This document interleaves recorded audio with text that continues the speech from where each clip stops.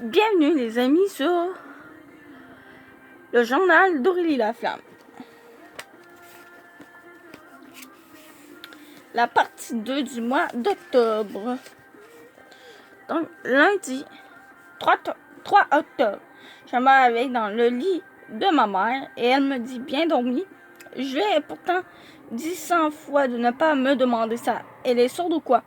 Je n'aime pas qu'on me demande si j'ai bien dormi. Bon, j'ai fait le calcul. Si je vis jusqu'à 95 ans et qu'au moins une personne par jour me pose la question, je vais devoir y répondre 34 675 fois.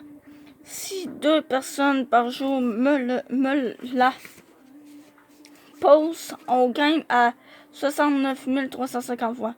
J'aimerais conserver mon don de la parole pour des affaires plus utiles. 7h33, ma mère chantonne. Je ne comprends pas ce qu'elle a. Hier, elle n'était pas comme ça. Qu'est-ce qui lui prend? 7h34, ma mère me donne un bisou sur la joue. Arc dégueu. Je ne dors plus jamais dans son lit pour peu importe le nombre de fantômes qui s'amènent dans ma chambre. Ma mère a proposé de me conduire à l'école avant que je sorte de la voiture. Elle me donne un autre bisou sur la joue. Je déteste qu'elle fasse ça devant tout le monde. Surtout si en plus elle a du rouge à lèvres. Kat et moi sommes dans les toilettes et Kat essaie de nettoyer le rouge à lèvres que ma mère a laissé comme empreinte sur ma joue. Kat pense que ma mère est amoureuse. Je pense ça, moi aussi, mais finalement c'est impossible. Hier, elle avait encore les larmes aux yeux à cause de mon père. Elle aurait peut-être toujours les larmes aux yeux à cause de ton père. Oui, mais elle attendra de ne plus avoir les larmes aux yeux à ce sujet avant de rencontrer quelqu'un. Quelqu'un, non. Il n'y a pas quelqu'un qui l'intéresse. De qui elle te parle? Non, mais Kat et moi avons décidé de fixer le premier cours. Pour Kat, c'est géo. Pour moi, c'est français. Nous sommes chacune d'un côté de la porte de Denis Beaulieu et nous tentons d'écouter sa conversation téléphonique. Il parle de budget et je ne sais pas trop quoi. Kat me fait plein de signes de tueur en série, comme si elle voulait se trancher la gorge. Je lui réponds aussi par signe que je ne comprends pas d'où vient sa violence excessive. Mais aucune de nous ne semble comprendre les signes de l'autre. La cloche sonne, nous devons aller à notre deuxième cours. Coudonc, Kat, c'était quoi ton affaire de tranchage de gorge et tout ça? Tu ne comprends pas les signes de mission? Se passer le pouce sur la gorge, ça veut dire qu'on aurait dû interrompre la mission. Tu voyais bien que sa conversation n'avait aucun rapport avec ta mère. Ah, je pensais que tu voulais lui trancher la gorge. Je te trouve un peu intense. On a assez manqué de cours pour aujourd'hui. On en a manqué juste un. Capote pas. Denis Beaulieu arrive devant nous. Il nous regarde les mains sur les hanches. Denis, hein? Les filles, vous avez manqué un coup? À ce moment, j'ai l'impression qu'il est un géant, alors que Kat et moi sommes des Lilliputiennes. Aurélie avait des problèmes de filles. Je la regarde avec découragement. Quel genre de problème, Aurélie? Problème de... Kat me fixe et met son pouce sur sa gorge. Je la regarde l'air de dire, franchement, tu abuses de ce signe. Mais je ne sais pas si elle a compris ma tentative de télépathie cette fois-ci. Des problèmes, disons, personnels. Bon, les filles, vous connaissez le règlement. Vous êtes toutes les deux en retenue après l'école. Sur le coup, quand il a dit ça, je me suis sentie découragée. Mais par la suite, j'ai réfléchi et j'ai pensé que si j'avais une retenue tous les soirs de l'année, il ne pourrait pas sortir avec maman. Alors j'ai dit, super, je dis d'accord, on comprend. Bon, désolé. Midi 4 m'a fait un super long sermon sur le fait que je devrais laisser plus de liberté à ma mère, que je n'aimerais pas qu'elle intervienne dans mes amours et moi, et blablabla, blablabla, ça en finissait plus. Qu'est-ce qu'elle peut bien comprendre à ça? Elle est née avec un kit familial complet. Donc, excuse-moi, je dois mettre ça sur pause. Donc, parents 2, sœur 1 et hamster 1. Bon, j'avoue que le hamster est trop optionnel dans un kit de famille parfaite. Un chien s'approche davantage de la perfection. Un hamster, c'est comme un sous-animal de compagnie. Genre, tes parents n'ont pas voulu que tu aies un animal vedette, chien, chat, poney, Mais tu les as gossés tellement longtemps qu'il accepte par dépit un animal rôle de soutien. Poisson, tortue, hamster, cochon, dinde. Les hamsters et les cochons d'Inde sont les plus cool, vu que tu peux développer, disons, une certaine complicité avec eux. Denis Beaulieu a annulé la retenue. Il m'a suggéré de régler mes problèmes personnels et il a dit, et je cite, tu diras allô à France. Il n'a pas dit, tu diras bonjour, il a dit allô. Il a dit à France, pas à ta mère. Sur le coup, j'étais tellement surprise que j'ai demandé à qui. Car je n'appelle jamais ma mère France. Alors ça m'a, disons, surprise. Et là, Kat a lancé sur un ton que je qualifierais de baveux. Voulez-vous que je dise allô à mes parents aussi, monsieur Beaulieu? Il a répondu, bien sûr. Kat et moi sommes au téléphone et nous analysons la situation. Conclusion, il se trame quelque chose entre Denis Beaulieu et ma mère.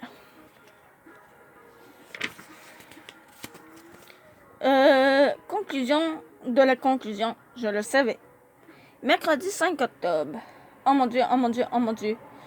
J'ai revu Fourayan. Voilà comment ça s'est passé. Kat voulait aller danser sur le Dance Dance Revolution après l'école, mais comme on s'est fait mettre à la porte de l'arcade la fin de semaine dernière, elle a pensé qu'il valait mieux qu'on trouve une nouvelle arcade. Alors on est allé à la nouvelle arcade, et pendant que Kat dansait sur la plateforme, Fourayan est arrivé à côté de moi. Et au début, je ne l'avais pas vu. Mais là, il m'a demandé sur un coup, donner un coup sur l'épaule. Ben, pas vraiment sur l'épaule, mais comme un petit peu plus bas, donc le bras. Réviser mes notes de bio. Il a fait avec les revers de son index et de son majeur impression non confirmée, peut-être seulement dans mon imagination. En pensant Ryan sans le bon assouplissant, je ne sais pas lequel parce que franchement, je ne suis pas une experte en lavage. Par contre, je sais qu'il ne sent pas le parfum, mais qu'il sent trop bon. Et quand il parle, j'ai remarqué qu'il a une odeur de gomme, je dirais au melon. Donc, j'étais là à regarder Kat quand Fourayan m'a pointé une madame un peu plus loin et qu'il m'a dit hey, regarde, on dirait qu'elle est arrivée direct des années 80. Et là, en voyant la madame avec un coton ouaté, un jean super serré et un toupette crêpé, j'ai répondu et je cite ah oui, c'est hyper démodé le croupette toupé pour crête coûter. Touquette, prouté, ah, oublie ça, bye. Et je suis partie sans regarder Fourayan, sans dire à Kat que je partais. Genre, c'est comme ridiculisé devant lui. Pour elle. 20h30. Alors que je pense à ma phrase super débile de nous tous les qualificatifs, pas jugement, Kat me téléphone. Coudonc, pourquoi t'es parti? Je m'excuse, mais c'est parce que j'ai fait une super gaffe et je voulais aller me cacher pour le reste de ma vie et tu n'avais pas fini ton jeu. Il fallait absolument que je parte avant de perdre complètement la face devant. Mais non, ce n'est pas grave le fait que tu sois parti et que je te cherche m'a porté chance. T'as gagné au Dance Dance Revolution. Ben oui, mais quoi? Mais ce n'est pas ma chance. Ah ben là, dis-le tout de suite si tu veux toujours y aller toute seule à la carte. Maintenant, au début, j'étais super fâchée que tu sois partie. Mais après, j'étais moins fâchée. Pourquoi? Parce qu'en te cherchant, j'ai rencontré un gars. Quand Kat m'a dit ça, j'ai senti mon cœur sortir de ma poitrine, se propulser sur un mur de ma chambre, rebondir sur un autre mur et sortir par la fenêtre. Tomber dans la rue, puis ensuite été écrasé par un 10 roues. J'ai tout de suite pensé qu'elle avait rencontré Fourayan et qu'elle l'avait ébloui par sa performance de danse et non par une phrase remplie de lapsus débiles. Ah oui, c'est qui? Jean-David Truchon. Truche pour les intimes. Êtes-vous rendu intime? Ben non, pas encore. Elle a vraiment dit pas encore. Il est comment physiquement?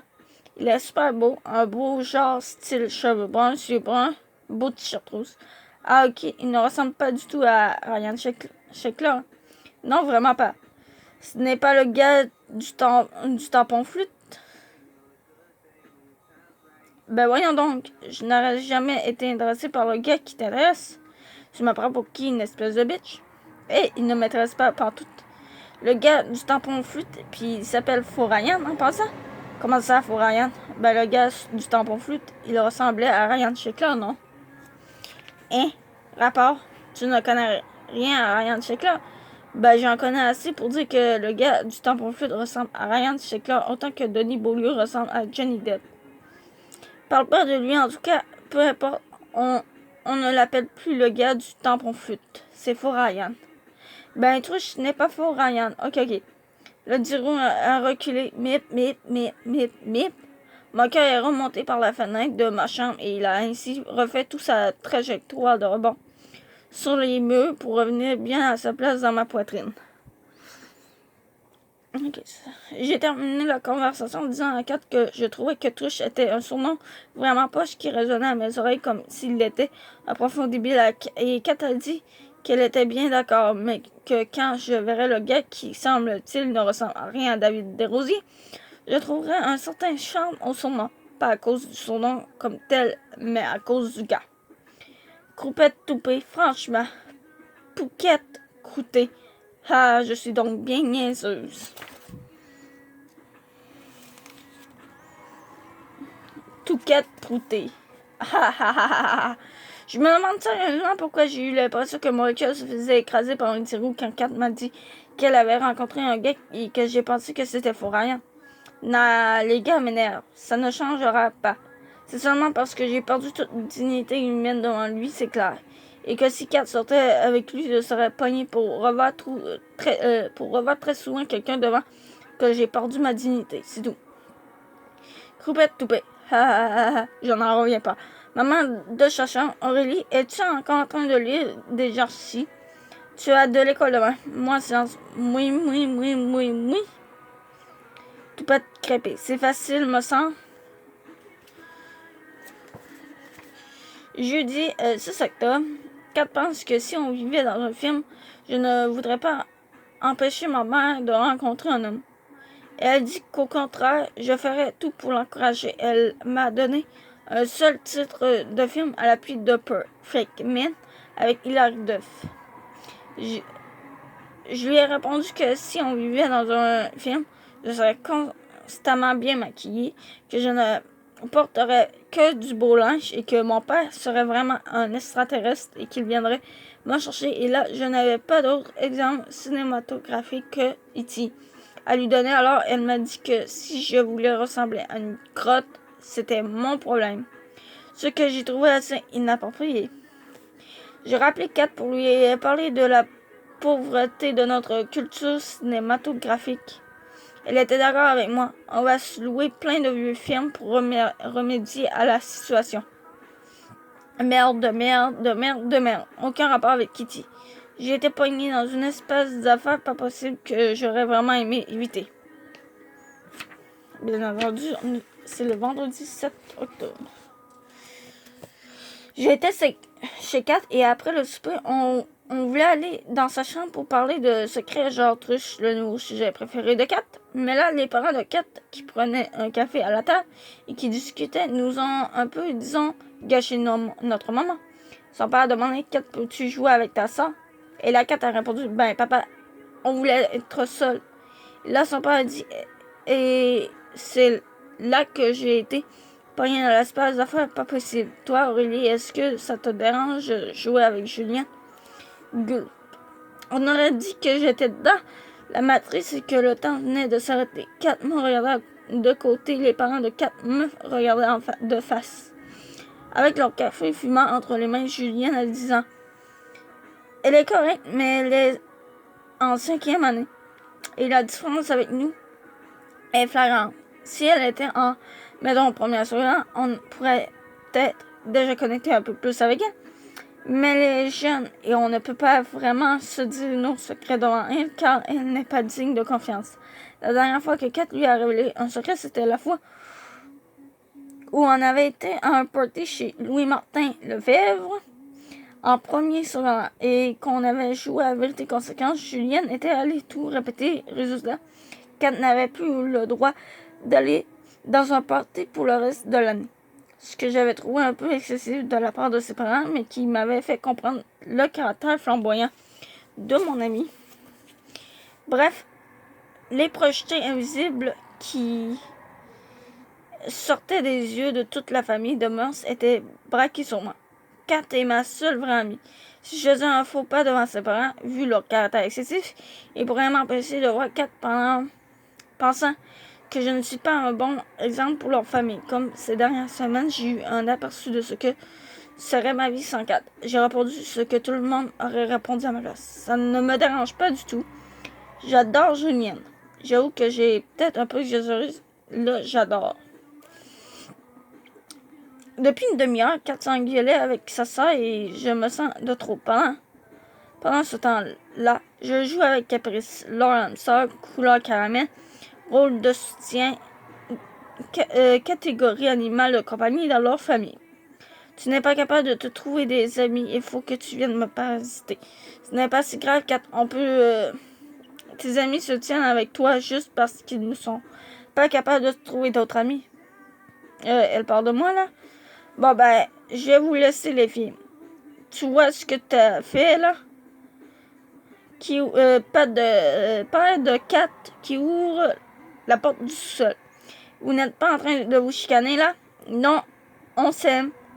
On joue. Donc, quand je suis partie, Kat et Julienne étaient en train de s'arracher les cheveux et le père de Kat, responsable de cette soirée ratée, m'a dit qu'il trouvait que notre jeu avait l'air palpitant. Il a vraiment dit palpitant. J'ai souri, mais j'aurais voulu lui répondre « T'as gâché mon vendredi soir avec ma meilleure amie. » Et j'ai été pognée pour jouer avec un hamster toute la soirée. Bon. Ce n'est pas que je n'aime pas les hamsters, c'est juste que le nombre d'activités que je peux faire avec eux est assez limité. J'ai pris un papier sur le dos d'un archi, j'ai pensé faire une liste des avantages et inconvénients entre avoir un père sur Terre et avoir un père sur une autre planète, ou toute autre inspiration plausible. Avantage d'avoir un père habitant sur une autre planète. Désolé.